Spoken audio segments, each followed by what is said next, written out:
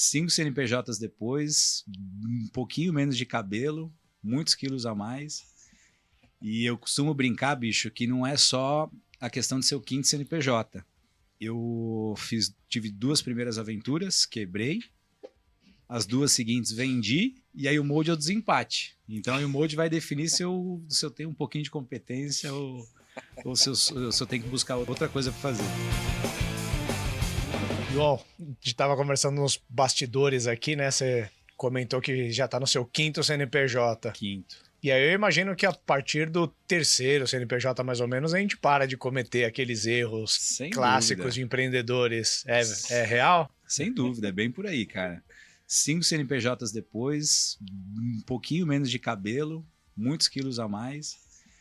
E eu costumo brincar, bicho, que não é só a questão de ser o quinto CNPJ. Eu tive 2 primeiras aventuras, quebrei. As 2 seguintes vendi, e aí o molde é o desempate. Então aí o molde vai definir se eu tenho um pouquinho de competência ou se eu tenho que buscar outro lugar, outra coisa para fazer. Como investidor seu, eu espero que aí o molde seja mais sucesso. Tá todo mundo na torcida para dar certo. Tem que dar certo essa. Não tem por onde dar errado. Bicho. Mas assim, erro a gente vai cometer, isso é um fato, né? O importante é não cometer os mesmos erros. Eu acho que vai ser legal dessa sua jornada longa e diversificada em tipos de negócio, que daí dá pra gente explorar um pouco dos downs cometidos em cada CNPJ, que eu espero que não tenham se replicado de um pro outro, né? Tá permitido, os erros ficam naquele CNPJ do passado, no CNPJ novo a gente pode errar, mas tem que ser erro novo. Eu cometi bastante erro novo, e tem um fator, cara, que a gente ouve bastante, que via de regra o empreendedor de segunda viagem, ele é mais cascudo, e é um fato. Mas há um outro lado da moeda que a gente esquece de ponderar. O fato de você ter dado certo em algum momento, quando você vai para a próxima, você vai de peito um pouco mais cheio. Você acha que você começa, se você não dosar, e demora para perceber, porque você começa a achar que qualquer desafio que vier, você vai dar conta, afinal você já deu certo. Você só esquece de analisar que você escolheu uma montanha um pouquinho maior para escalar dessa vez, com desafios diferentes, mercados diferentes. E aí o custo do erro é muito maior. Muito maior, porque não só o erro por si só, mas a gente se cobra num nível infinitamente maior. Né? Pô, como é que eu deixei... Assim, eu demorei para romper essa barreira e precisei contar muito com o sensei aqui teve que ouvir muito desabafo. Boa. Quer dizer, você imagina assim, a gente já cometeu uma porrada de erros aqui, né? Que vai faltar programa pra gente dizer, contando com o César, nos ajudando. Bicho. Imagina não tivesse ele, né? Onde a gente ia estar, Não sei se é uma boa propaganda, né? Porque é tanta merda, né? Sim. Pra quem não sabe e tá nos ouvindo, acho que eu e o João, a gente tem muita coisa em comum, né? A gente começou no Gil juntos, empreende mais ou menos ao mesmo tempo, mas a gente tem em comum aí o César como nosso investidor, né? Então... Esse é o down. Conselheiro, né? Se tem um cara que conhece o nosso lado não tão bom, é esse cara aqui, né? Não tem como a gente mentir nesse programa, né? Não tem, cara. Ele conhece, se não todos, boa parte das escorregadas atrás da cortina, cara. Não tem jeito. Muito bom. Bom, vamos lá. Se você tá tomando conhecimento do Startups and Downs agora, saiba que a gente é um podcast que tem a ambição de ser o programa de cabeceira de quem empreende.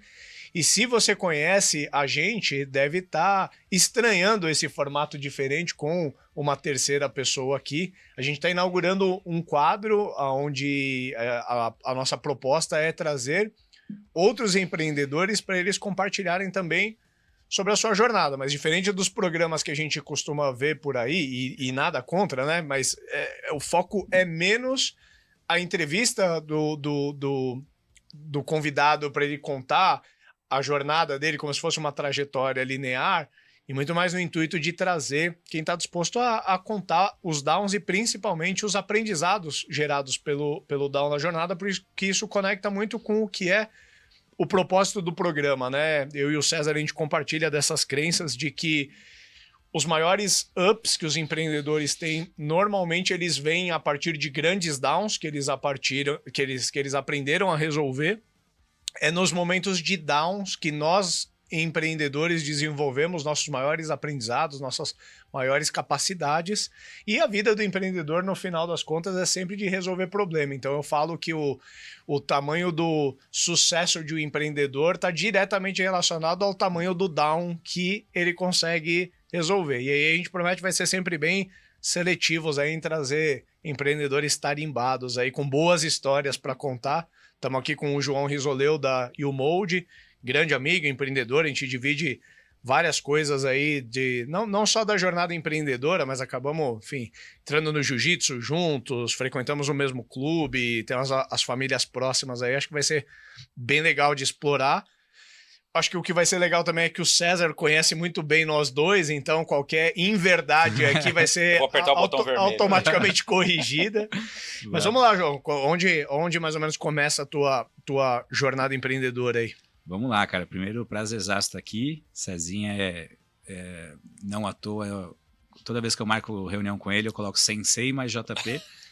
E o Rick, pô, irmãozaço que eu tive o prazer de fazer aí na jornada, que a gente sabe que tem bastante empreendedor, founder, que adora muito mais ficar medindo o tanto de dinheiro que já pegou, a quantidade de coisa que já fez. E é legal quando a gente encontra founders que tem muito mais o propósito de dividir as cicatrizes para evitar que o outro cometa erros que ele cometeu. E eu acho que foi ali que nasceu tudo. E foi inclusive o César que nos apresentou. Perfeito. Cara, eu comecei a empreender, tô com 37. Eu comecei a empreender com 23, 14 anos. E o meu primeiro grande erro foi, eu acho que muitos empreendedores já fizeram, é fazer aquele eterno MVP. Então eu tinha um escritório de representação comercial no mercado têxtil, eu fazia intermediação entre marcas de roupa, principalmente no segmento de praia, fitness e lingerie, e as indústrias que fabricavam a matéria-prima. Os negócios começou a dar certo, eu fui e fiz um CRM para representantes comerciais e comecei a usar no meu escritório.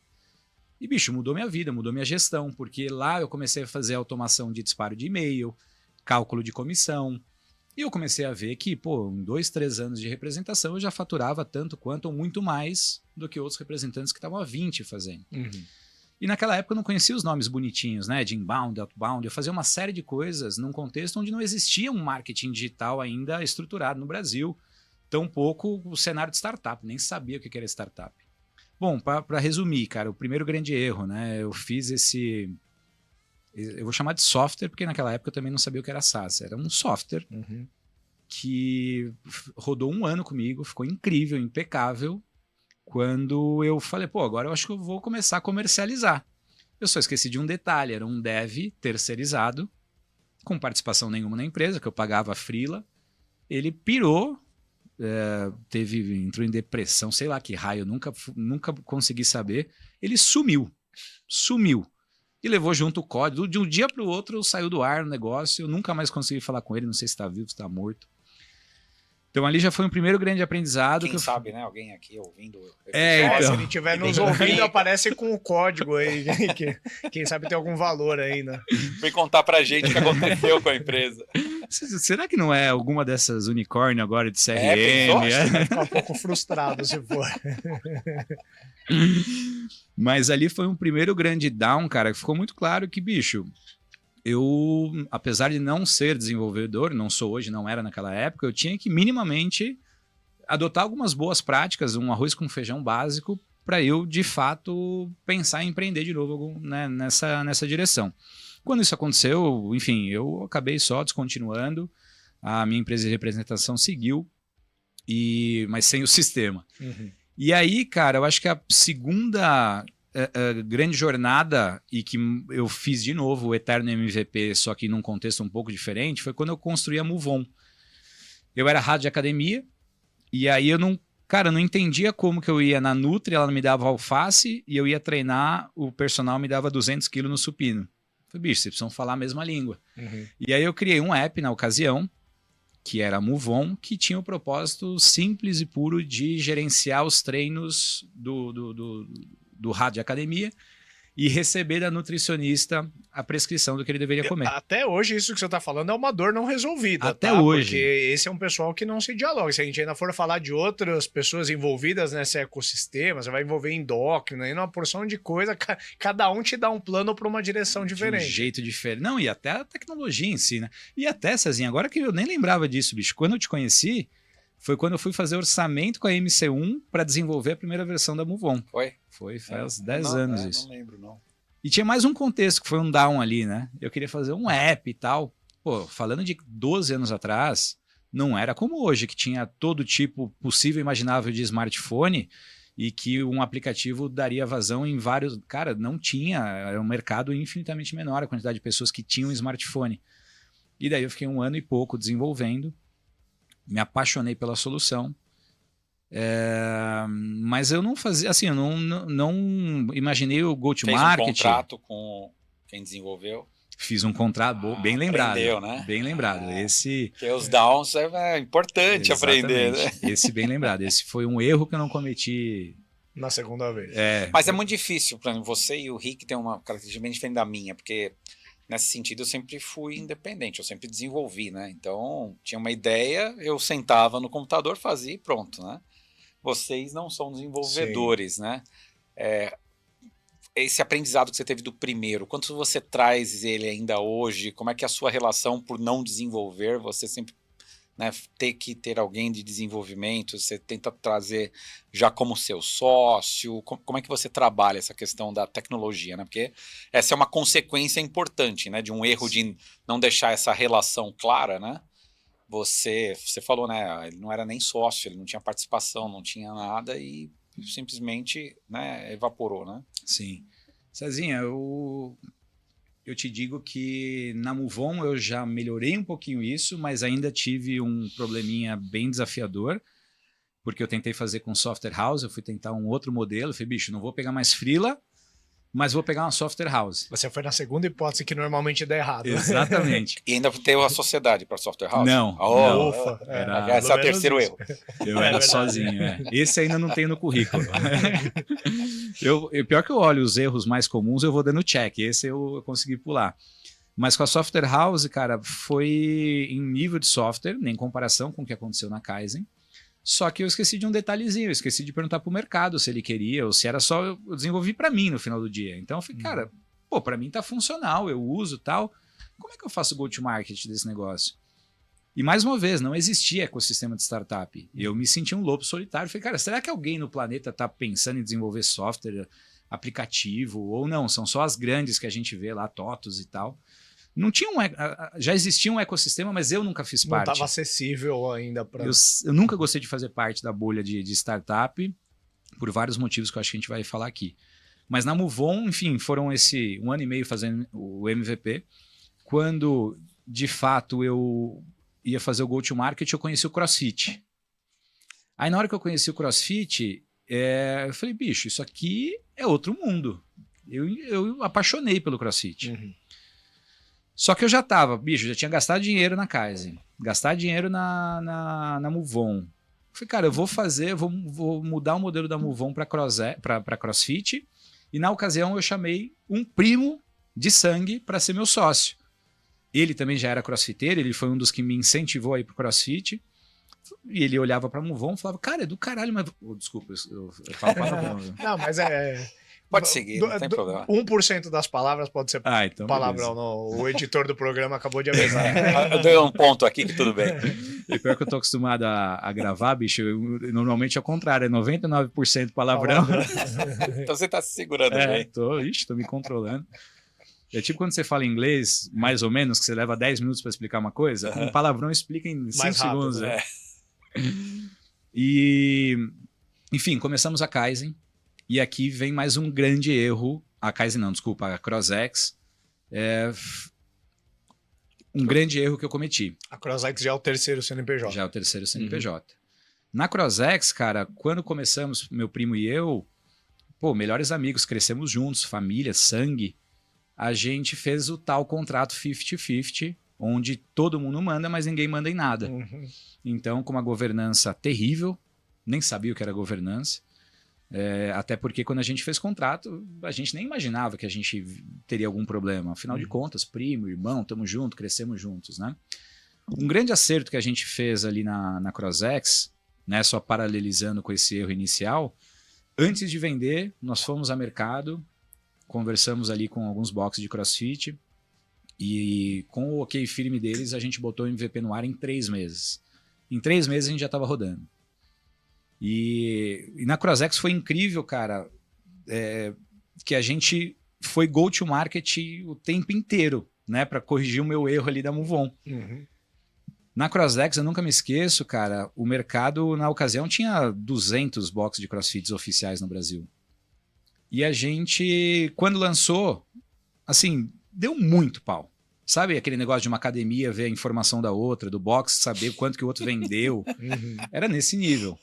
Ter o telefone, contato do cliente do outro. O que ele quisesse. Era um livro aberto no começo. Primeiro mês, assim. LGPD total. Total. Eu poderia dizer que era colaborativo, né, o software, era uma rede social entre os boxes. Era uma associação, praticamente, o negócio. E, bicho, a gente falou, cara, agora, desculpa, mas fudeu. O que a gente faz? Cara, vamos fazer o seguinte, bicho, eu já tô de saco cheio. Vamos liberar de graça essa merda. Quem quiser usar, usa. A gente vai corrigindo o carro enquanto ele anda. E para nossa surpresa, chegou no final daquele ano já com 200, praticamente o mercado inteiro usando. Porque aí veio uma segunda sacada lá, né? Que é um up do down do go-to-market. Então, bicho, aonde que os crossfiteiros interagem? Como eles comem, como eles vivem? E a gente viu que eles participavam de campeonato todo final de semana. E aí a gente foi e criou uma tiqueteria, porque as inscrições eram feitas via Pix. O evento, para vocês terem uma ideia, rolava o campeonato, o crossfiteiro lá jogava peso, tal, acabava a bateria, eles tinham que levar os negocinhos que os judges anotavam para o cara sentar no computador, no Excel, lançar, fazer a fórmula do maior para o menor, e imprimir e colar na parede. Então, entre uma bateria e outra, levava 10 minutos. E falou, bicho, então vamos fazer esse trem. Aí fizemos a tiqueteria com o leaderboard automático. E aí, o que a gente fazia? Cara, campeonato, ó, você quer contratar isso aqui? Custa X. Puta, muito caro. Então me dá, eu vou ser patrocinador, você usa meu sistema, mas eu quero stand. Enfim, a gente usou e nos dava CAC negativo porque 100% dos boxes do Brasil estavam lá. E aí, o que a gente fazia, bicho? A gente começou, via aplicativo, criar algumas ações interativas para o cliente do nosso cliente. E ele começava, na hora que ele ia clicar no treino, aparecia assim, o seu box ainda não é nosso cliente. Indique. E aí, bicho, foi 100% orgânico, 100% passivo a geração de negócio ali na CrossX. Eu tô falando pra cacete. Boa, não, mas eu já queria, então, aproveitar. Não, eu acho que tem 2 pontos de down aqui que a gente pode ver o que dá para sair daí, né? Eu acho que uma delas é...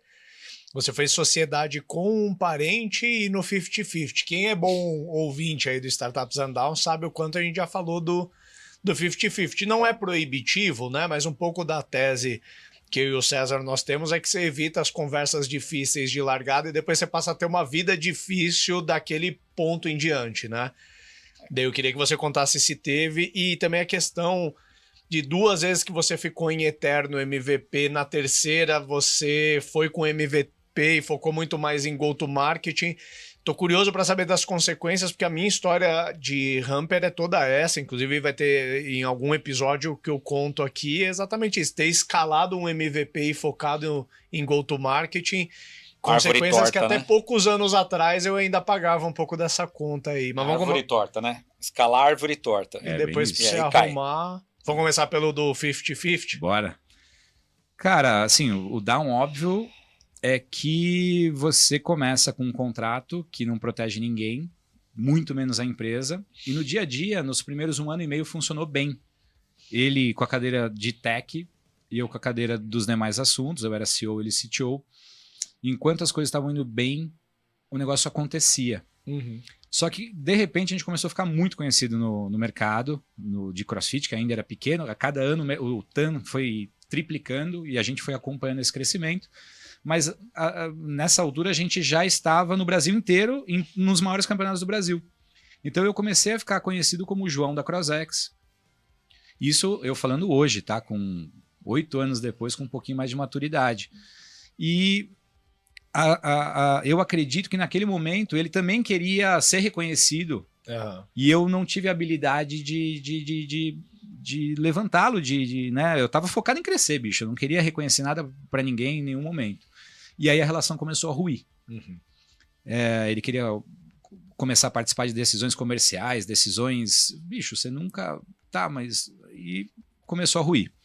Cara, para resumir, assim, os últimos 2 anos de empresa, nós tínhamos 2 escritórios separados, um escritório de tecnologia e um escritório Fisicamente separados. Vocês Fisicamente, estavam. literalmente. E a gente só se comunicava através dos nossos interlocutores. Então eu Caraca. tinha no meu time um cara, que é o Rafa, inclusive, que está na U-Mode com a gente hoje. Era ele quem interagia com ele quando precisava. Era o Rafa que interagia com o meu sócio quando precisava de discutir algum tema. E era o braço direito dele de tecnologia que interagia comigo quando precisava. Nós ficamos 2 anos praticamente sem se comunicar. E ainda assim a empresa não parou de crescer. Até que chegou um dado momento, cara, que para mim estava insustentável. Sabe aquela energia ruim de, porra, você quer fazer tal coisa? Eu comecei a viajar na Europa, em 2 países em específico, e fechar negócio lá. E aí quando eu voltava, pô, mas o time zone, enfim, tinha que fazer algumas adaptações. Não quero fazer, não queria. A gente começou um boicotar o outro. Uhum. E a gente não percebeu que no final do dia a gente estava boicotando a empresa, nós mesmos. Né? Uhum. Enfim, aí a gente resolveu, bicho, então você quer vender tua parte? Não quer vender? Não tínhamos um César naquela época. Uhum. A gente não conseguiu resolver, ele não quis vender, não quis comprar e, bicho, então vamos vender essa merda, vamos, primeiro que aparecer, a gente abre conversa. E foi o que aconteceu. A gente levou mais 6 meses negociando a venda da empresa, que deu um bom respiro financeiro pra gente, mas, pô, muito longe de ter resolvido a nossa vida. Então, aqui é um grande down que se lá atrás tivéssemos discutido a conversa difícil, a gente com certeza teria ou resolvido a situação ou feito uma venda infinitamente melhor. Sim. Não, cara, e essa história tem muitos pontos, assim, eu percebi desde que a gente se aproximou mais que você ainda teve uma questão de história não 100% resolvida com a CrossX. E quando você começou a me contar, tanto pelas alavancas de crescimento do negócio, mas também por ser um business um pouco de paixão, eu não sou necessariamente do CrossFit, mas qualquer coisa na linha de fitness ou bem-estar, de alguma maneira me atrai, que a gente já quase falou assim, cara, se um dia a gente pôr uma grana no bolso, a gente dá um jeito de recomprar essa CrossFit, essa CrossX e voltar a fazer acontecer. Mas a gente vê que às vezes algum erro de cap table, de sociedade mal resolvida, ou de composição de C-level que nasce errada no esticar da história pode causar, talvez seja um case que prova coisas que a gente sempre procurou enfatizar. E essa questão é extremamente comum, né? A gente vê toda hora, né? 50-50, 30-30, né? Um terço, né? Então, putz, todo mundo faz desse mesmo jeito. Mas eu acho que tem o pior aqui é ainda com parente, né? Nossa. Ainda com parente, porque, cara, a gente sempre faz o trajeto, né? O plano no caminho perfeito, né?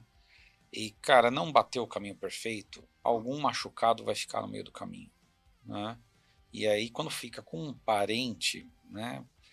Talvez até algum não queira para brigar, falar, dane-se, toca, mas vai ficar uma mágoa, né? Sim. Vai ficar uma dor ali, né? Então, isso talvez seja até um complicômetro desse seu caso, né? Total. Muito bem colocado, Cezinha. É um ponto que eu não citei, é que eu falei no começo, primos, irmãos, nascemos juntos e pós esse fato, acabou a relação da família. Não é nem só a minha dele. Acabou a relação da família.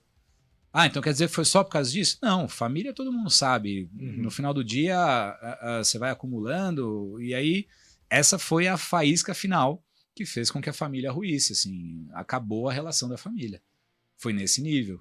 Então, esse foi um fato bastante marcante para mim, e foi aí que nasceu a transparência radical, que eu falo toda hora, o tempo inteiro, porque para mim, hoje, com muito mais maturidade, eu tenho clareza que foi por pura falta de transparência radical. De expor, bicho, o que tá pensando, o que tá sentindo, de medo de mostrar vulnerabilidade para tentar resolver. Então, hoje eu tenho essa consciência depois de ter passado pelo fato, mas recomendo os amigos empreendedores que já consomem conteúdo de vocês, isso não é brincadeira, cara. Isso pode acabar com um sonho. Porque se eu não tivesse sido resiliente, a CrossX teria sido minha última, bicho. Porque traumatizou. Uhum.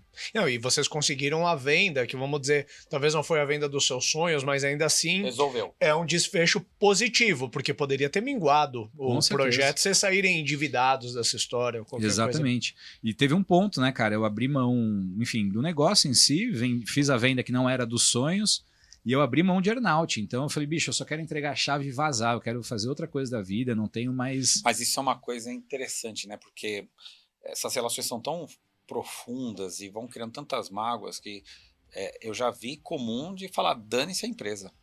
E aí começa, imagina uma situação assim, você não tinha investidor externo. Imagina se você tivesse ainda um investidor externo no meio dessa bagunça. Tem um detalhe que eu não citei, bom você ter tocado nisso, Sazinha. No segundo ano de operação da Crosex, mais uma vez, eu não fazia ideia que era fundraising, startup, eu não fazia ideia. O que eu fiz, cara? Tinha um investidor que investia em construir boxes de CrossFit. É com ele mesmo que eu vou falar. E hoje, com muito mais maturidade, a gente não precisava daquela grana. Eu não só peguei com ele na época 200 mil em 20 vezes, em 10 vezes, desculpa, sem correção monetária, como ele já entrou direto no contrato social, direto. Peguei a participação da época, X% e tal, entrou no contrato social. Acho que todo playbook que a gente fez de startups você deve ter sido um aprendizado. Foi. Já tem uns 3 episódios que eu peguei um corte, mandei pro Rick e falei, bicho, você tá me sacaneando, você tá contando minha história, é pessoal. E, bicho, nos últimos 6 meses, a 1 ano, ele entrou na operação e aí encagalhou, porque aí os 3 brigaram. Puta merda. E aí começava a boicotar no nível. Olha a criancice, cara. Eu não tenho orgulho de contar, mas eu tenho orgulho de ter passado por isso e superado. Mas chegou no nível de, subiu lá o pagamento do banco. Não vou aprovar. Nós vamos dar aumento pra gente que tá na operação. Não vai dar aumento. Começou um boicotar o outro. E a empresa não parava de crescer. Então... hoje, você comentou, né, Rick, de ter coisas do passado amarradas. Hoje, porra, cara, hoje eu falo com paz no coração, assim. Hoje eu não tenho mais amarras, assim, mas por muito tempo foi doído. Não só pelo fato de ter perdido a oportunidade de resolver minha vida financeira, sim, mas acima de tudo porque aquele time que a gente construiu, que a gente viveu, eu sentia muita falta daquilo. E aí foi o momento que eu consegui na YouMode também. Enfim, vou contar de alguma maneira compensar isso. E tem o fato também de ter perdido um primo, um amigo, um irmão que, crescemos juntos. E embora a gente já tenha conversado e não vi, né? Depois você quebra o cristal, você pode colar que ele não volta. A gente vê de fato, né? Como alguns erros que a gente comete podem vir a ser danosos, né?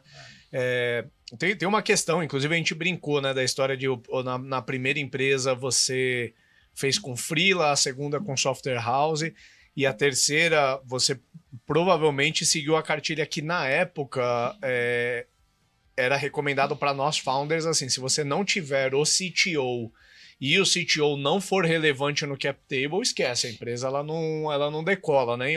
E não que, né? Não que era a solução para o problema que ele teve nas outras, né? Não tem o cara, né? Aparentemente sim, mas por outro lado, você resolveu o problema, assim, tecnicamente o cara tá tão comprometido quanto eu. Por outro lado, você acabou gerando um desafio de cap table que no esticar foi o que acabou rompendo a história. Total.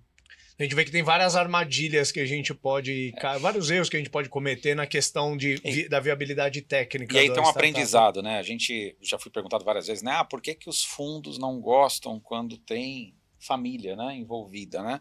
Porque geralmente a família você traz um monte de cargas da família, ou seja, a carga do trabalho já é complicada. Se isolar, os dois já são complexos per se. O fundo não sabe o que acontece, se tem um histórico, né? O que acontece na família, tudo. Cara, aquilo é mais uma coisa para perturbar algo que já é. Então, acreditar que a família vai ser o alicerce para impedir que as coisas no trabalho, não acontece isso, né? Então, esse é uma questão, por isso que os fundos têm restrição, né? De muitas vezes investir quando tem coisa em família, né? Que muita gente pergunta, né? Porque os fundos têm alguma coisa contra? Não, é porque a probabilidade de dar um problema é maior. Né? E é engraçado, por outro lado, eu já ouvi de um fundo bem relevante aqui no Brasil que ele tende a investir, um ponto adicional quando tem marido e mulher como sócios, como fundadores, porque em tese estão colocando todos os ovos da família na mesma cesta. Porque não é ele que está na casa com o marido e com a mulher, né, meu? Respeito, mas não compartilho da mesma crença, né? Sim. É que eu acho que vem aquele ponto que a gente já conversou algumas vezes, né, bicho? O empreendedor tem que tomar cuidado de não levar a ferro e fogo o que o fundo tá... externas, né? E é o problema, né? Você vai falar sobre isso, mas levar o problema da empresa para dentro de casa, minha mulher que já não trabalha comigo já não aguenta. Sim. Né? Quando trabalha é pior, né? Com Ainda a certeza. situação. E aí você acaba ficando quase que uma nota só, né? Porque é difícil, você volta para casa, tem que ter uma disciplina enorme para não falar de trabalho. Então é complicado isso. É bem né? complicado, bem complicado. E aí, trazendo um pouco mais a momento presente, agora na YouMode, eu imagino que todos os erros do passado... Já foram quantos CNPJs estão... já? Foram 3. Foram 3, vamos lá. Então, nossa, tem um antes da YouMode. O YouMode ainda tem... Teve um antes, cara, que foi... Assim que eu vendi a Crossex, eu não sabia direito o que eu ia fazer da vida. E aí eu falei, cara, vou começar a dar umas consultorias, vou ver, até eu achar alguma coisa, eu vou... E aí eu comecei com grandes empresas, fazer um processo de inovação, onde eu mapeava dores da empresa, detectava oportunidades, propunha um MVP para fazer spin-off dentro da própria empresa. E aí eu fiz com umas 3, na terceira eu prestei um serviço, na ocasião, para uma grande transportadora, uma das 5 maiores do Brasil. E, bicho, quando a gente fez lá a análise, eu detectei umas 8 oportunidades, selecionei 2, falei, cara, se resolver isso aqui, tá aqui os números, o quanto que a gente vira, enfim. E aí, entreguei o plano e falei, cara, mas ótimo, foi o melhor trabalho que eu já vi na vida, mas e o que eu faço com isso? Falei, cara, o go-to-market, plano de ação, tá tudo aí. Cara, não faço ideia de como fazer isso. E aí, ele me propôs de eu botar de pé, executar, e aí a gente abriu uma empresa à parte, e começamos. Eu fiquei quase 2 anos. E de forma pragmática, ele é uma solução para caminhoneiro, virou um banco digital. Então eles tinham lá, eles gastavam 80, 90 pau por mês só de transferência, Pix, plástico, né, o cartão em si para os caminhoneiros. E botamos a fintech no ar em um pouco mais de 6 meses, já estava com 200 milhões de TPV, gerando 60, 70 pau de spread. E uma solução de análise de risco de caminhoneiro. Aqui não teve tantos downs, o ponto é que eu tinha uma participação pequena. Dessa história. Mas é que, cara, normalmente empreendedor adora ficar vomitando as coisas maravilhosas. As coisas maravilhosas eu conto para minha mãe, para meu pai, para minha mulher. Eu gosto de falar de problema, cara, Sim. que é aí que a gente dá risada, aprende. Então lá eu não cometi tanto erro. Então é uma passagem que foi interessante, aprendi. Nunca tinha tido a oportunidade de ser um CEO que não manda nada, porque no final do dia a grana é de quem põe. Ele não era só um investidor, a empresa era dele. Eu tinha uma participação pequena e era muito bem remunerado, então nunca tinha tido a oportunidade de ser um CEO com o dinheiro dos outros e bem remunerado. Mas aí começamos a YouMode, eu optei por sair, fizemos um acordo e eu saí. E aí começou a YouMode. E como eu já tinha tido problema societário com um parente muito próximo, o que eu fiz? Fui e fiz com a minha esposa a YouMode. Muito bom, muito bom. Mas pelo menos você não fez com um primo, então esse erro você já não cometeu de novo. Você decidiu testar com a Agora esposa. você falou, agora eu vou arrumar. Agora eu vou estourar. Mas brincadeiras à parte, eu já tinha trabalhado uns 2 anos com a minha esposa antes disso, porque tudo isso que eu contei, em paralelo, a minha empresa de representação existe até hoje. Então, a Ju, quando nós tivemos o primeiro filho, ela não queria mais saber do mundo corporativo, ela trabalhava na Dafit na época, e aí ela acabou assumindo a empresa de representação e foi trabalhando, e a gente trabalhando juntos. No paralelo dessa história toda, você sempre teve uma empresa de representação Sempre. também, né? Na área de têxtil moda. Exatamente. Né? Inclusive foi ela que financiou todas as minhas loucuras. Legal. Eu tenho muita gratidão e lembrança boa da Crossex, da Move On, mas eu tenho um amor pela Kaizen porque foi ela que viabilizou tudo de material. Por isso você deu 50% para ela da empresa. Mas é tipo isso mesmo. E aí a gente já trabalhava. E ela já tinha 50%, né? Já tinha por direito. Por direito. Por direito.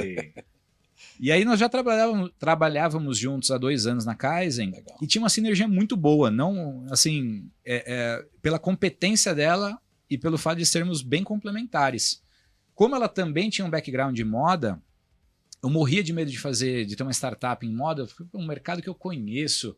O empresário, via de regra, ele é mais tacanho, ele, porra, tudo, não, já faço, eu já tenho.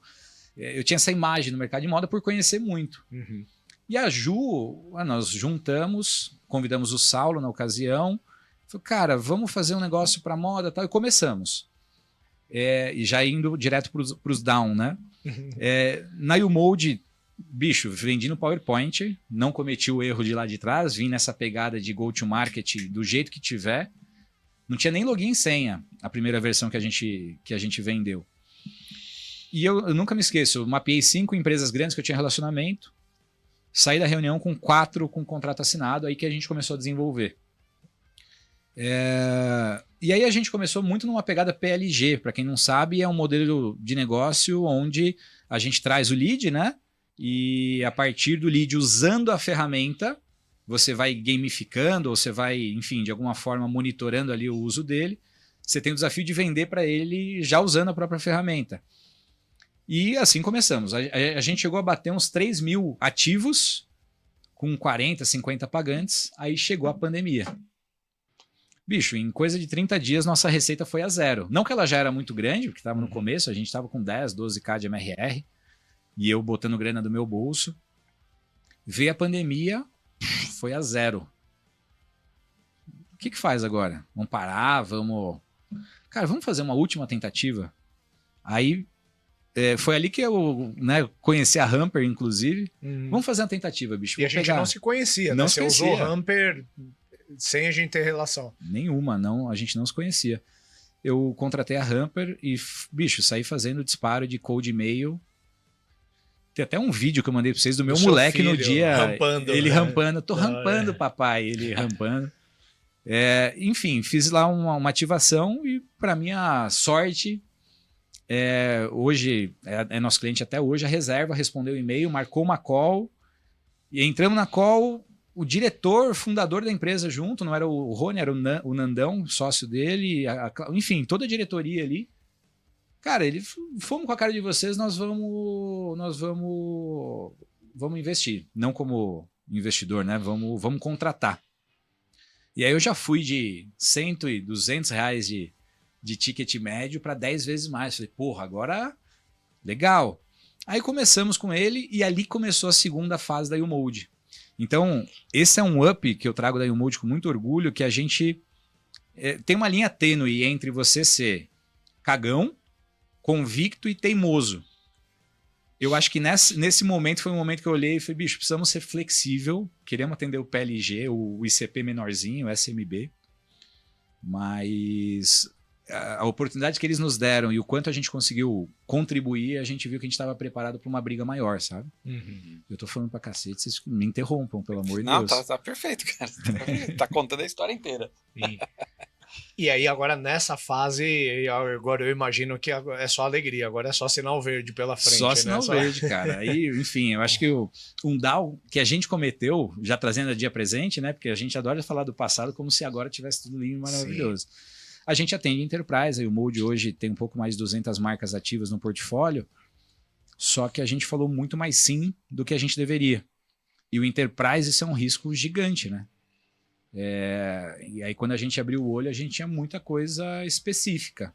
Então a gente está no momento agora de simplificar a vida. Simplificar a vida. Então eu nunca me esqueço que um divisor de águas na nossa vida foi quando o César trouxe a seguinte questão, bicho. Vocês estão tentando ser eficiente, vocês têm que buscar ser eficaz. E foi só isso que a gente fez. A gente foi eficaz pra caceta. Vendemos, crescemos e desenvolvemos muita coisa, abrimos muita frente. E agora o momento nosso é de fechar o cerco. A gente tomou É difícil manter, né, esse equilíbrio, né? As startups vivem nesses ciclos, né, de ir um pouquinho mais para eficácia, depois vai um pouquinho mais para eficiência, né? A gente gravou com o Kelmer, né, falando também sobre a história dele e é muito comum, eu tive isso, o Ricardo teve, né, momentos que você cresce desorganizado e você sabe que aquilo lá tá te levando pro abismo. Progresso e ordem, né? Fases de progresso e progresso e fase de ordem. ordem. E aí você tem que dar uma segurada e tem a contrapartida de que talvez você vá parar de crescer tanto. Sim. Então, se você tem essas paradas, né, é meio irreversível, né, esse ciclo que a gente vive, né? Só que a gente tem que se conformar aqui, já que ele é assim, como é que eu consigo equilibrar os dois, né? Hoje, qual que é a tua dificuldade hoje, né? Colocando que isso talvez um desafio. Como que você tem lidado com esse equilíbrio? Cezinha, o que a gente percebeu primeiro é que a gente abriu muitas portas, muitas frentes, e a decisão estratégica nesse momento é, bicho, pela primeira vez na história da U-Mode, o indicador principal não é crescimento de MRR, é aumento de margem e analisando o que a gente desenvolve, não fazer nada novo. Então, eu tenho a mania de criar o U alguma coisa, né? Então tem U-Mode, U-Flow, U... Bicho, é proibido... É você com os U e eu com os Ramp, tá? Ramp tudo chama Ramp alguma coisa. Criativo, né, bicho? Bem criativo. É que nem a gente tem um módulo que a gente comprou recente, que é uma inteligência artificial. E eu tava no evento agora com um monte de mineiro. E é UI. Já vem com um pãozinho de queijo quentinho. Cara, então assim, nosso maior desafio, Cezinha, tem sido aprender a falar não. E esse não pode ser... Tem que ser um acordo muito claro entre comercial e tech.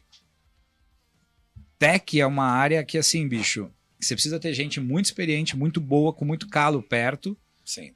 Porque quando você percebe, você está fazendo ali no hard code, você está fazendo versões diferentes para clientes. E eu, como CEO, hoje eu posso afirmar sem medo que eu negligenciei. Eu deixei rolar.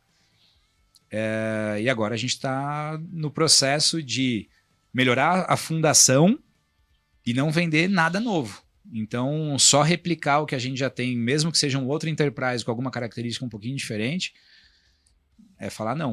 Sim. Eu vivi fases assim na Hamper. A gente troca bastante sobre isso, né? Tem momentos que parece que você dá um estirão, que a empresa chega no nível de receita que parece que ela nem é merecedora daquilo. E aí você vai ter que ter um ano de arrumar a casa ali, aí parece que as coisas, receita e operação, elas se encontram de novo, e aí você prepara a empresa para dar... É muito menos, a gente sempre repete isso, é muito menos linear do que parece, né? Olhando de fora, se a gente fosse tentar resumir a sua história que a gente tá contando em 1 hora aqui, se fosse falar em 5 minutos ia ser só sucesso, porque você ia falar de uma trajetória para outra, uma você vendeu, outra você começou melhor, cada uma delas eu imagino que uma foi maior do que a outra, e o molde já deve ser muito maior do que todas as anteriores, mas quando a gente vai dando um zoom, a gente vê que essa questão cíclica, ela se repete. Uma coisa que eu tenho forte dentro de mim, que conversa um pouco com uma teoria que os empreendedores gostam bastante, que é a teoria do antifrágil, né? Eu acho que tá permitido a gente cometer erros, desde que o erro ele não crie uma fragilidade no negócio a ponto da ruptura, né? Então, por exemplo, eu cometi erros na minha primeira empresa que tornaram frágil, não teve salvação. Você comentou de alguns erros da sua jornada, que a solução foi ou vender ou encerrar. Eu acho que o que a gente vai ficando mais cascudo ao longo da jornada é que a gente vai continuar cometendo erros, mas a gente vai se cercando para não cometer mais tanto aqueles erros que comprometem a existência do negócio, né, a continuidade do negócio. Total, eu acho que tem um ponto chave, Rick, Cezinha, não sei se vocês vão concordar, bicho. A história da transparência radical, que é um pilar nosso lá, parece que é só um detalhe, mas ele faz toda a diferença. Eu estou participando de um evento ali, que tem, enfim, um curso com um monte de empreendedor, e eles falando do medo e do receio que eles têm de terem conversas difíceis com os sócios, de fazer combinados. Bicho, se não tiver porradaria uma vez por dia, meu dia não valeu. Eu adoro ter conversa difícil o tempo inteiro. E foi por causa da minha jornada. Então, eu não crio mais elefante na sala, sabe? Uhum. Então, bicho, peraí, isso aqui que você fez, eu não gostei por causa disso, achei que tá uma merda. E a recíproca é verdadeira. Acontece às vezes de eu puxar ali uma reunião e me exceder um pouquinho, e alguma pessoa falou, posso falar com você? E pessoa do time falou, João, pô, acho que você mandou mal, cara, acho que você pegou pesado aqui e tal. Então a gente tem uma liberdade em função de vários elefantes que eu criei em salas anteriores, sabe? Eu acho que esse é um ponto alto de quem já empreendeu, quem já, enfim, errou, acertou. Não evitar as conversas difíceis, né? Cara, o tempo inteiro. Porque quando você tiver que ter uma muito difícil, já tá todo mundo calejado, a boca não treme, você não fica quente. Agora, como lidar? A gente já falou em outros episódios também disso. Como lidar com nesse processo aqui, uma montanha russa danada, né? Começa, aí cai, aí aquele aprendizado seu virou a potência para o próximo ciclo, e você contando a história, parece que esse ciclo se repetiu, né? Só que umas você não deu sucesso, outras deu sucesso. Como fica a tua cabeça como empreendedor nessa questão de quando você fala, né? Talvez né, será que agora vai ser o desempate, né? Como você lida com isso? Porque fica naquela impressão de que, cara, eu nem sei se eu sou um cara de sucesso ou um cara de fracasso. Você parece que passa um pouco isso. E na realidade, cara, a gente nunca tem certeza, né? A gente não tem certeza de nada que a gente vai fazer. A gente não tem uma bola de cristal para falar que vai dar certo, né? E eu olhando de fora, eu acho, e hoje, né, estando próximo de você, eu vejo que você se cobra muito, né? Você é um cara que se cobra muito, né? E é natural, nós empreendedores, cara, eu falo, não tem ninguém que se cobre mais do que eu mesmo. Nunca teve. Eu sempre me cobrei muito, né? Vejo isso no Ricardo, vejo isso em você, vejo isso em outros empreendedores que eu tô mais próximo, né? Mas como é que você encara isso como uma potência ou te faz mal até, né? Te potencializa para você procurar outras coisas ou tem te feito ainda mal isso? Porque parece que você está no meio da jornada e a gente acaba esquecendo de aproveitar a jornada. Isso é um porque ponto. você é super preocupado, mas cara, a jornada é mó barata. É verdade. A jornada é legal, a jornada faz parte de ter problema. Quando eu vejo que a pessoa está sofrendo com um problema, eu até brinco. Falo, cara, se não existir problema, a gente não precisa existir. Tá morto. A gente não precisa existir, né? Então, como é que é lidar com isso? Porque eu acho que tem muito empreendedor que tem essa dor, sabe, tem, João? Pra caramba. Cezinha, transparência radical, assim, em termos de como que eu lido, né? Se vai ser um sucesso ou um fracasso, esse é a menor das minhas preocupações hoje. Eu percebi que é questão de ego, assim, de verdade, com o passar do tempo, eu aprendi a não dar importância para o que vão achar, para o que vão... Hoje o meu maior desafio é porque eu tenho expectativa de ser um puta empreendedor, um puta líder, um puta pai, bom no jiu-jitsu, bom no crossfit. Eu me cobro para eu ser muito bom em tudo que eu faço. E a grande verdade é que, ainda mais pelo fato de sermos casados e, né, marido e mulher, pais de 2 crianças, e a verdade é que tem me faltado carga cognitiva para qualquer outra coisa. Então, quando chegamos em casa, minha esposa e eu, cara, estão os dois exaustos. Assim, estafados. Não dá pra... vamos pensar no final de semana. Cara, final de semana, bicho, vamos só dormir, descansar. Então, eu te diria, Cezinha, que a cobrança não é pela empresa em si, mas pela jornada e tudo que está acontecendo em paralelo. Então, chega fim de semana, vamos sair com os amigos, vamos... Puta, sair com os amigos, bicho, eu não tô nem um pouco interessado em saber da vida de ninguém, nem de contar da minha. Então, eu particularmente comecei a ficar mais chato, mais na minha. E é um papo que a gente tem, né, Rick? Do tipo... Eu falei pra ele já que eu acho que a fase mais chata da minha vida foi dos meus 35 até uns 40, 45. Cara, que bem parecia, a fase que a gente tá. A fase vocês estão, porque eu parecia um velho, cara, assim, de 80 anos, né? Ranzinza, reclamão, não queria fazer nada. Então eu falei, o que eu posso falar pra vocês? Que daqui a pouco E a gente tem uma dificuldade que eu acho que quem tá nos ouvindo vai se identificar, talvez até goste do Startups and Downs por causa disso. A gente vive um mundo meio à parte, assim, do ponto de vista de socializar. Eu não tenho nada contra, mas eu não sou um cara muito de small talks, assim, pô, eu não consigo entrar naquela roda do churrasco que tá falando do futebol e ficar horas segurando uma long neck. De novo, eu não tô falando isso julgando, eu simplesmente não consigo. Isso é uma coisa que a gente compartilha um pouco, que eu falo, cara, às vezes eu vou em festinha de aniversário de filho de amiguinho dos meus filhos, essas coisas, e eu tenho uma dificuldade. A gente acaba vivendo numa bolha, a gente tem poucas pessoas que a gente pode compartilhar das agruras que a gente tá vivendo. Pouca gente entende, eu não consigo explicar pra minha mãe o que as coisas que a gente passa. Aí tem que dar, né? Pequeno gafanhoto, deixa eu te ensinar. Vai pra Tem que churrasqueira. Pronto, Vira churrasqueiro. vira Churrasqueiro não tem. Essa é a premissa. Em casa eu sou o churrasqueiro, bicho. Mas é o meu momento de servir, cara. Aí porque eu também gosto, eu gosto muito de ficar na churrasqueira. o meu negócio virou hoje, cara. O Rony da Reserva fala uma coisa que eu sou apaixonado, cara, que ele fala que depois que ele descobriu o que é ser pai, ele tem 5 objetivos claros na vida dele. Dar orgulho pros filhos, dar orgulho pros filhos, dar orgulho pros filhos, né? E fazer uma empresa foda para dar orgulho pros filhos. Uhum. E eu vivo muito isso. A minha principal cobrança é chegar à noite e eles, vamos jogar bola, vamos... E eu não ter condição de pensar, aí eu vou lá, tomo um banho, relaxo, respiro, puta, mas já deu hora de dormir, vou pôr para dormir. Então, a minha maior cobrança, Cezinha, é o preço que a gente paga enquanto a gente está construindo. Sim. E às vezes eu esqueço de curtir essa jornada. Embora é contraditório, no mesmo dia eu paro e olho e falo, olha, cara, na CrossX o que eu sentia falta eu tô vivendo aqui, cara. Galera, 50 pessoas no time e tal. Então, eu acho que a jornada em si é pesada, por mais leve que você tente deixar. E tem o desafio dos 2 founders estarem os 2 cansados. Porque na época da CrossX, pelo menos, eu tava a 300 por hora e a Ju tava com a cabeça mais tranquila. Ela trabalhava, mas com horário certinho e tal. Ela dava vazão, ela conseguia manter o clima lá no alto. Agora a gente tá numa situação que os 2 têm que balancear. Sim. Hoje você tá mais nervosa, deixa que eu vou. Mas não quer dizer que eu tô cheio de energia também. Então acho que esse é o maior desafio, Cezinha, é lidar com isso. Sim. Todo o restante não... Mas tornar a jornada e cabe um pouco de gerenciar o tempo, né? O desafio é gerenciar o nosso tempo, né? Como é que a gente equilibra a ansiedade toda, né? A gente quer fazer de tudo, né? A gente não quer deixar a empresa... Mas você vê, essa frase que você falou do Rony, ela é legal, mas ela traz uma baita responsabilidade. Traz. E aí, se essa é a prioridade e a qualquer mínima possibilidade de isso não ser cumprido, ele acaba virando prioridade, né?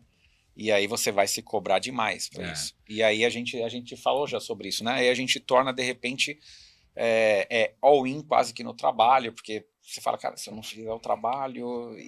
Então, é uma frase legal, mas é uma frase que ela pode te exacerbar um descontrole, né?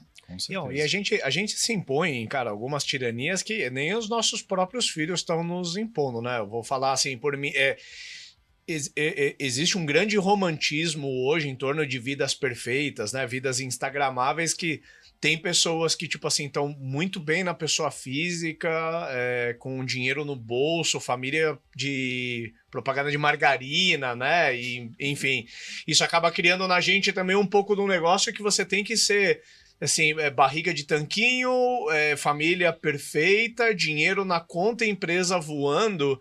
E durante um tempo, principalmente a gente que está na fase de construção, essas coisas vão desequilibrar. Então tem hora que a empresa está bem, só que você não vê seus filhos. Tem hora que você arruma em casa, a empresa começa a andar de lado. Aí a empresa e o casamento fica bem, mas você está fora de forma. Quer dizer, a gente fica... Exatamente. E essa tirania, né, que se cria, acho que é uma das coisas que mais mexem com a gente e dificulta da gente curtir a jornada. Porque a nossa geração de empreendedores, talvez um pouco diferente da do César, foi ensinada menos a apreciar o ativo, a amar a empresa e falar, pô, você construiu... A gente já fez esse exercício de falar, cara, pensa no João de 10 anos atrás, tudo que o João de 10 anos atrás queria ter é o que você construiu hoje. Sim. Só que a gente vivendo hoje, nem sempre a gente reconhece, porque nos foi vendido um sonho, uma pressão externa, a felicidade só vai existir quando você vender, porque é ali... que você vai ter a sua liberdade financeira e liberdade de tempo. E não necessariamente, né, cara? Poxa, quantos caras não fizeram empresa antes da gente? Quanta gente fora dessa bolha de startup que está na economia real que consegue tocar uma empresa e viver bem a vida tocando a empresa, né? E a transformação que existe, cara, foi o que eu vivi. Eu comecei a jornada empreendedora, eu não era casado, não tinha filho, né, não morava com os meus pais, então... E aí... Você, num intervalo de 15 anos, eu casei, né? Tive meus 2 filhos e vocês estão nessa fase também, né? Mas aí eu tinha aprendido a ser empreendedor de um jeito e eu continuava aplicando o mesmo modelo de empreendedor depois de tudo isso. E, cara, esse é um comportamento que eu vejo toda hora sendo repetido por todo mundo. Né? E aí a gente não consegue se remodelar, a gente já não é um jogador de futebol, né? O jogador de 20 anos, ele vai, ele dribla, ele toma porrada, ele levanta e vai. O cara de 30, 35 já toma Tem que evitar desgaste já. Tem que já evitar desgaste, tudo, é outra coisa, né? A gente, como empreendedor, não tem muito essa consciência. Não sabe administrar tanto desgaste. A gente demora para perceber, eu acho que esse é um ponto. Vocês tocaram num ponto-chave, cara, porque eu acho que tem a vida paralela acontecendo com uma série de mudanças, de ups and downs, de casamentos e tal. Os pais começam a ficar doentes, eu perdi meu pai, por exemplo. Cara, você tem coisas que vão acontecendo na sua vida, né? E aí a gente não sabe controlar, né? Não, e em paralelo, você na tua empresa, até outro dia, o exemplo que você dá, você jogava vôlei de areia, de repente você está jogando vôlei de quadra, é o mesmo esporte, em tese com as mesmas regras, só que com 3 vezes mais pessoas. E aí você começa também como CEO, bicho, mas peraí, eu era mais bonzinho, mais democrático nesse tamanho de empresa, aí você vira um tirano, aí você quer decidir até a cor do botão. Peraí, onde que eu... Então, são muitas mudanças ao mesmo tempo acontecendo dentro da empresa, fora da empresa. E uma coisa, né, que às vezes passa despercebido, a gente negligencia isso. Aí o Mold, nos últimos 2 anos, ela fez triple e double. E, bicho, como é que você... Né, as regras que você tinha, o design organizacional, que eu nem sabia o que era isso, fui aprender com o César. Tudo muda, e aí você olha na sua caixa de ferramentas, você não tem ferramenta para aquele novo problema. E não dá para comprar. Não está disponível no mercado pronto para você comprar. É isso, cara. A gente não é ensinado, né? Sim. É isso. Então, eu acho que é o acúmulo, né, cara? Você vai... É a vida paralela. E chega uma hora que você fala, bicho, será que é isso mesmo? Será? E eu tenho feito bastante exercício sobre isso, e mesmo a gente sendo cascudo, às vezes a gente se pega... Bicho, mas eu tô me cobrando tanto porque eu vi um post ali no LinkedIn que fulano, que é eu sei que ele é uma anta, a empresa dele captou não sei quantos milhões. A gente não percebe, mas a gente... Tem as pressões externas, externas. Então, assim, Cezinha, o que... Eu acho que no final do dia, né, se eu for fazer um resumo da minha história, o grande up que eu tenho é a habilidade de... Primeiro, aprender com pessoas que já passaram por isso e de ser muito rápido para me adaptar e mudar, né? E ao mesmo tempo, cara... Se eu resumisse os dois, você sabe pedir ajuda. É o que eu mais faço, bicho. E você já sabe, às vezes eu falo, Cezinha, você pode falar? É do tipo assim, deu uma merda agora. Quando vem assim, você pode falar do João...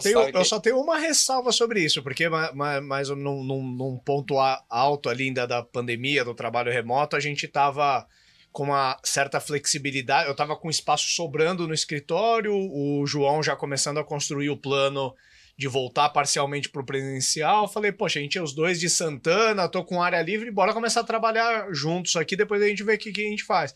E a gente passou uma boa temporada de alguns meses trabalhando junto, 1 ano, e foi justamente na temporada que eu tinha recém feito os 2 M&As da Hamper, eu tava tendo um ano de cachorro ali, ele vivenciou isso comigo, porque toda hora que ele queria trocar uma ideia, eu tava meio que sem tempo, irmão, sempre resolvendo problema ali. O que o cara foi fazer depois? M&A. Então, assim... Você não deu tempo para ensinar ele o que devia ou não devia fazer. E pior, quando a gente ia trocar ideia, era já num nível assim, Rick, qual que foi a merda seguinte que você fez? Eu não tô te perguntando, não é nem só para aprender, para eu já me preparar para fazer também, sabe? Sim. Mas esse 1 ano foi bem legal, né, cara? Porque pegou logo um pós-pandemia, um momento onde você, retomada, não tinha ninguém para conversar, as conversas fiadas de empreendedor, enfim, querendo seguir playbook de fundo. O mercado virando de cabeça para baixo, né? Foi incrível, bicho. Quantas vezes a gente se pegou ali no muro de lamentações, né? Foi. Se ajudando, foi foda, foi bem legal. Animal. Muito Bora bom. fazer os ups and downs? Vamos lá. Puxa aí um up para nós. Eu acho que o up é um pouco, conhecendo o João, né? Como eu conheço já, né? Eu acho que ele não tem o receio de pedir ajuda. Uhum. E 0 compromisso com o erro. né? Zero compromisso com erro. O João, se ele decidiu uma coisa essa semana e semana que vem ele fez os primeiros testes, o negócio não está dando, ele não se apropria muito daí, ele não se apaixona muito pela ideia, né? E eu acho que é um pouco dessa jornada que você mostrou, né? Ou seja, a resiliência que você teve de criar vários negócios e ir aprendendo com eles, e cara, eu vou tentar de novo, né? Se fosse brincar, né? Ou um up ou um down, depende de quem é continuar sendo empreendedor, né? É isso. Essa persistência de continuar sendo empreendedor. Mas isso vem muito do espírito dessa abertura que você tem, sabendo que mesmo na jornada que você está agora, já tendo passado por 4, eu ainda estou errando, mas eu estou me cercando de pessoas para me ajudarem, né? Eu acho que isso é uma dica importante para as pessoas, né? As pessoas entenderem que não é uma jornada para se trilhar sozinho. Não dá. Né? Não dá. Isso é super importante. Depende onde quer chegar, né? Se quer ir longe, se é difícil sozinho, você vai bater um teto ali, né? E acabou. Com certeza. Não, o up que eu vejo na história, eu vou trazer um pouco mais para o lado de negócio, é uma coisa que a gente conversa bastante. Eu gosto muito na trajetória do João, do foco em nicho, cara, dos negócios. Eu acho que o negócio da CrossX foi uma história muito legal, de uma empresa muito legal, poderia ainda ter um potencial ainda maior, mas assim, ter tido esse foco em nicho, talvez é um negócio que ele junta vários elementos de características que a gente defende para um negócio B2B de sucesso, e vejo você fazendo isso muito bem agora também para a U-Mode, né, de você focar em ser o player de tecnologia para o mercado de moda. Então eu particularmente gosto muito dessa componente do nicho, assim, no foco de um empreendedor. Você vê que você mudou isso no tempo, né? Você não estava apegado ao nicho em si, mas para os negócios que você criou, talvez você sempre direcionou a estratégia ali para um nicho. Eu acho isso matador. Sempre, cara. Eu sou apaixonado por nicho, bicho. Tanto na época de CrossX, eu fui saber o que era ads, o que era, sabe, inbound, os nomes bonitos na U-Mode. Depois, porque nem precisou. Nem precisou, porque lá, nicho, tá, aonde que a turma se junta, qual canal, Eu sou apaixonado por isso, porque eu sempre, representante comercial, você aprende a vender se adaptando a quem vai comprar. Então você tem que ser flexível o tempo inteiro. Isso me deu muita habilidade de perceber nicho, assim, né? Eu sou apaixonado. E esse é um ponto, né? Quando eu falava com fundos, tanto desde a época da CrossX e tal, né? Mercado desse tamanho e tal. Então, eu diria que não é o nicho por si só, mas é o modelo de land and expand no nicho. É você, de fato, ser 360 no nicho. É o que eu sou apaixonado. Boa. Eu acho que tem do down, se eu for puxar o down aqui, acho que você colocou vários, né? Em várias fases. Eu adoro legal, contar né? os problemas. Foi bem legal, porque você foi contando em várias fases, né? Os vários problemas, né? Mas talvez uma coisa que a gente sempre tenha que perceber, e quando as coisas dão muito erradas, a gente muitas vezes acha que a solução é a antítese dela. Né? Então, eu ter um sócio 50% cada um foi o grande erro, então agora... Ou não ter o cara como sócio, agora eu tenho que ter um sócio. E o sócio então tem que ter a mesma coisa do que eu, né? Então, aí você foi para um outro extremo, né? Você não tinha sócio, você foi para outro extremo. Aí depois você... Né? E agora você está entrando nesse equilíbrio, né? Então, talvez o grande down, ou a grande dica, eu não diria que é um down, mas é uma dica do que a gente vê da tua história, que ficou muito na minha cabeça, as pessoas tomarem cuidado que nem sempre a resposta para um problema é a antítese dele. Muito bem colocado. Né? Talvez seja alguma coisa ali no meio, né? Então, essa busca por procurar alguém para ajudar, porque existem coisas que são complicadas e coisas que são complexas, né? Geralmente, o que é complicado, a gente tem um método que nos ensina, né? O que é complexo, a gente tem que testar. Né? Até achar.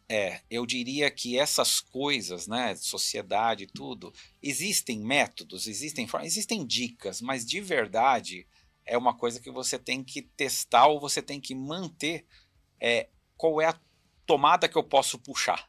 Né? Eu brinco, vou dar um exemplo aqui, bem claro que eu estou dizendo. Quando tem empreendedor que chega assim para mim e fala, cara, sou eu meu sócio. Né?